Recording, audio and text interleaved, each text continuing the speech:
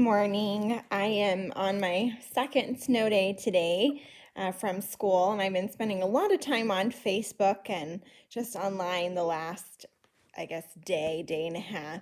And one of the things that I have been talking to people about is the role of public education.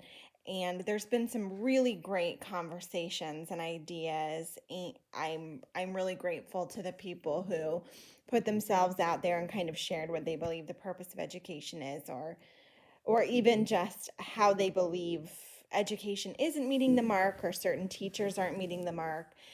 And one of the things that always strikes me is how much responsibility for parenting, what I would consider parenting, is put on teachers. And I don't think that that's necessarily a negative thing. I believe in the value of the village and coming together to support families and children. But what does concern me is when those tasks seem to be delegated exclusively to teachers because families either don't know how to um, teach their children those things. They don't know that it would be a good idea to teach their children those things.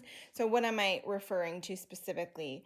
So, for example, one theme that came up and that has come up repeatedly because of all of the extremely sad events that have occurred around it is bullying, and which is just children repeatedly being cruel, intentionally cruel to other children to kind of tear them down and to feel more powerful themselves.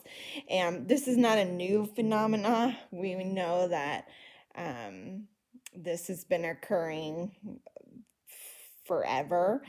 And now we're just, as a society, seeing this type of behavior as unacceptable, which is great. It's evidence of our evolution. But at the same time, it's interesting to me that this is because it's happening in schools where children are, and there are more adults, I guess.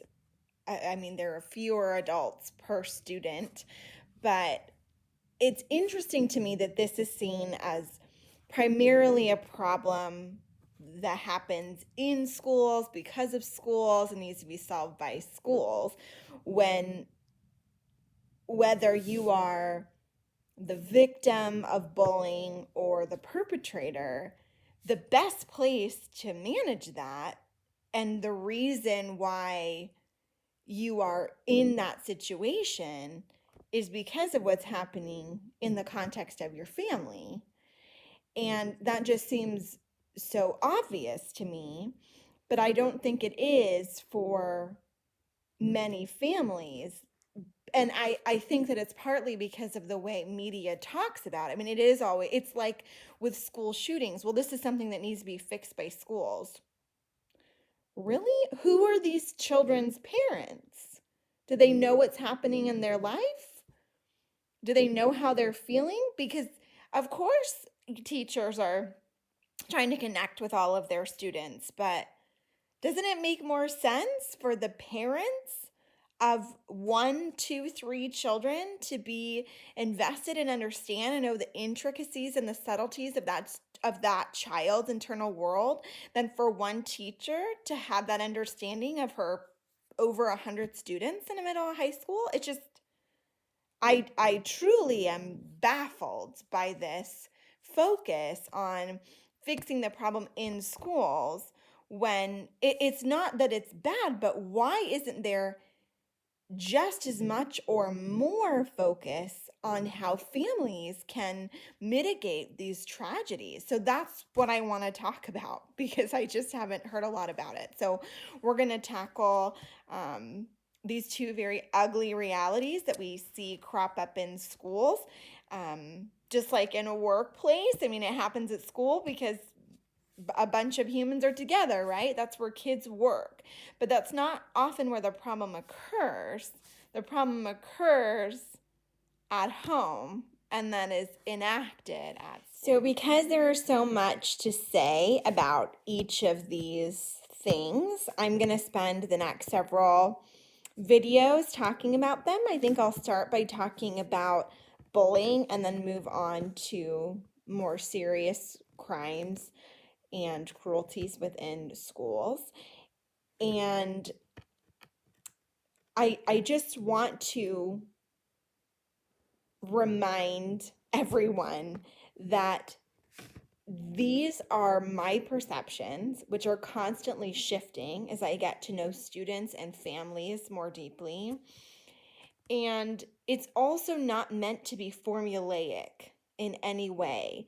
This is not a quantitative thing.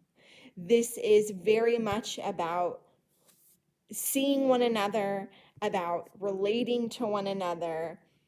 And so this isn't meant to be a how-to manual. Trust yourself as a parent and as a family. Think about what is best. Think about what's going to work for you. So anyway, the next video will talk specifically about bullying and my own little former bully self. And I will see you then. Thanks for watching.